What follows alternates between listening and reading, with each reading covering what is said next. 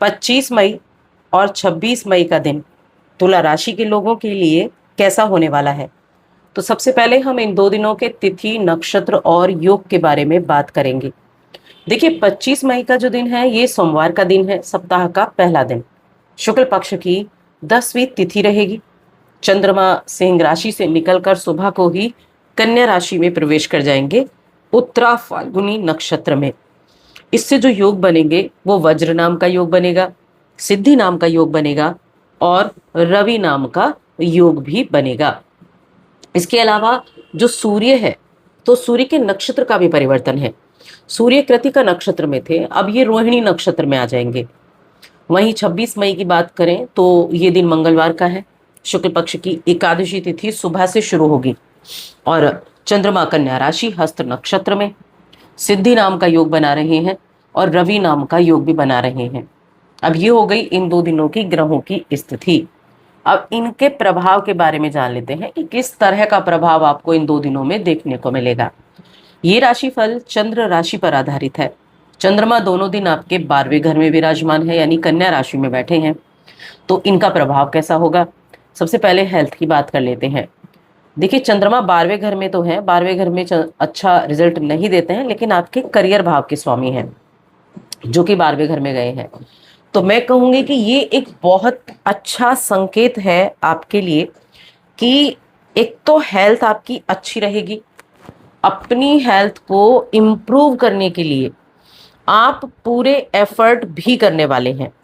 एक तो होता है कि बस ठीक है हेल्थ, एक होता है कि इंसान एफर्ट करता है, वो एक्सरसाइज भी कर रहा है, वो अपने खाने पीने की चीज़ों पर भी ध्यान दे रहा है, वो थोड़ा मेडिटेशन, थोड़ा योग वगैरह के बारे में भी ज़्यादा जानने की कोशिश कर रहा है। तो अपने लिए आप काम करने वाले हैं और इस समय आप अपनी एकाध चीज़ों पर ना काबू भी करेंगे, यानी एकाध जो आदतें होती है ना, जो बड़ा काबू करने की आवश्यकता होती है, तो उन पर आप काम करेंगे। बाकी ये जो दोनों दिन है, इन दोनों दिनों में आपके कार्य की अगर बात करें तो आपके कार्यस्थल पर आपकी कड़ी मेहनत और सबसे अलग और अनोखा काम करते आने की वजह से आपकी सराहना होगी, यानी लोग आपकी बात करेंगे। एक तो हो गया कि आप कड़ी मेहनत करते हैं, दूसरा है कि आप काम को करने का अलग तरीका निकालते हैं। या बहुत सारे लोगों को आपने देखा होगा कि जो उनके बात करने का तरीका है ना, वो समझाता तो हर एक व्यक्ति है, लेकिन तरीका सबका अलग है। तो वैसे ही आपकी जो आपकी एक अलग पर्सनैलिटी डेवलप हुई, उसके बारे में विचार करेंगे।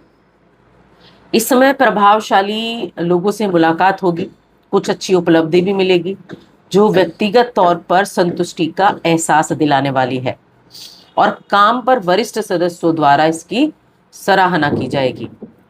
इस समय आपको व्यक्तिगत और पेशेवर दोनों ही स्तर पर आपको अच्छे रिजल्ट मिलेंगे, लेकिन चीजें जो है जब पॉजिटिव होती हैं, जब सकारात्मक समय होता है, जब अच्छे अवसर होते हैं, तो उनको खुद पर सवार ना होने दें।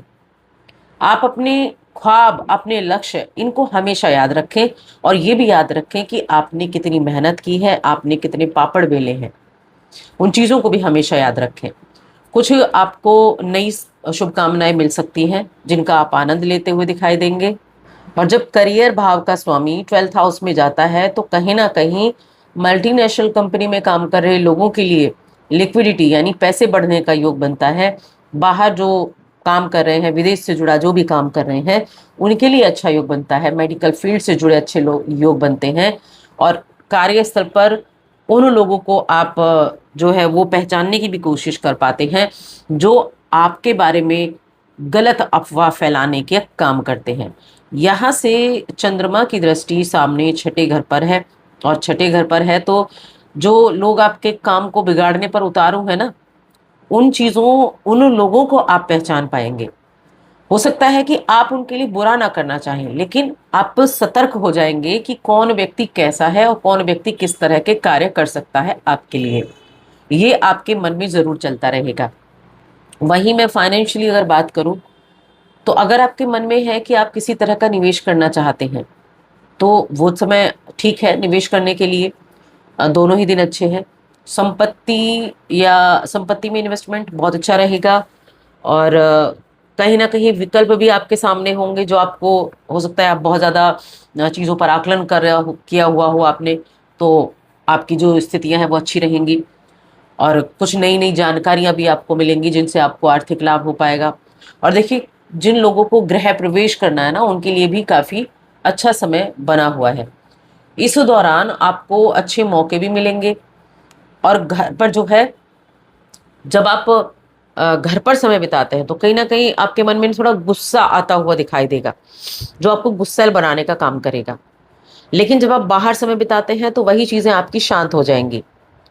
आप अपनों के साथ ये समय थोड़ी ऐसी चीजों में भी बिता सकते हैं, कुछ एंटरटेनमेंट की चीजें, कोई सीरीज देख ली, कोई मूवी देख ली, तो इस चीजों में भी आप बिता सकते हैं।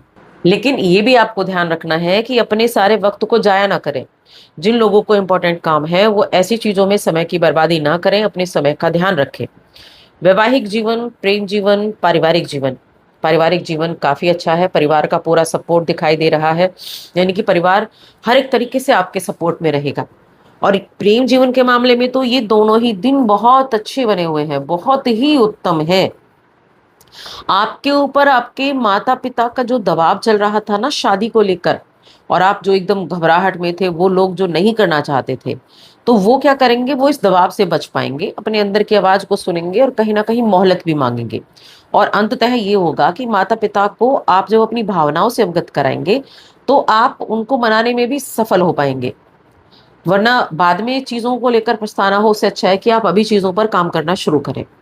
और जो प्रेम जीवन से जुड़े हुए हैं उनके लिए काफी अच्छा है। प्रेम जीवन अच्छा रहेगा उनका, एक दूसरे के साथ अच्छा समय बिताएंगे। जो विवाह के योग्य हैं, विवाह करना चाहते हैं, तो उनके लिए भी अच्छी स्थितियां बन रही हैं। और जो वैवाहिक लोग हैं, यानी कि जो विवाहित हैं, उनके लिए भी उत्तम समय बना हुआ है। इन दोनों दिनों को मैं कह सकती हूँ ये बहुत अच्छे दिनों में से एक दिन रहने वाले हैं दोनों, जहां आप अपने एक दूसरे के साथ अच्छा टाइम स्पेंड कर पाएंगे, अच्छी योजनाएं बना पाएंगे, एक दूसरे के साथ मिलकर कुछ चीजों पर आप काम कर पाएंगे। तो उस मामले में भी अच्छा रहने वाला है। अब बात की जाए शिक्षा की मामले की, तो देखिए शिक्षा के लिए भी मैं कहूंगी ये समय ठीक ठाक है। छोटे बच्चों के लिए काफी अच्छा है। और अभी तो देखिए समर वैकेशंस का टाइम शुरू हो गया है, तो बच्चों के लिए वैसे भी अच्छा ही रहने वाला है। लेकिन जो बड़े हैं, जो हायर एजुकेशन से जुड़े हैं, उनके लिए ये समय कुछ नई चीज़ों पर ध्यान देने का, नई स्किल्स को डेवलप करने का है, जिन पर आप अमल करेंगे। और आपको अमल करना चाहिए, टाइम रहते चीज़ों पर ध्यान दे लेंगे तो वो चीज़ें आपके लिए अच्छी हो जाएंगी, तो उनके लिए भी ठीक है। उपाय क्या करना है, तुला राशि की बात कर रही हूँ। और इस समय उपाय के लिए आप राहु का जो बीज मंत्र है ना, उसका जाप करेंगे तो भी आपके लिए अच्छा रहेगा। वरना भगवान शिव की आराधना करना तो हर एक तरीके से आपके लिए अच्छा रहने वाला है। तो बस आज की इस वीडियो में इतना ही।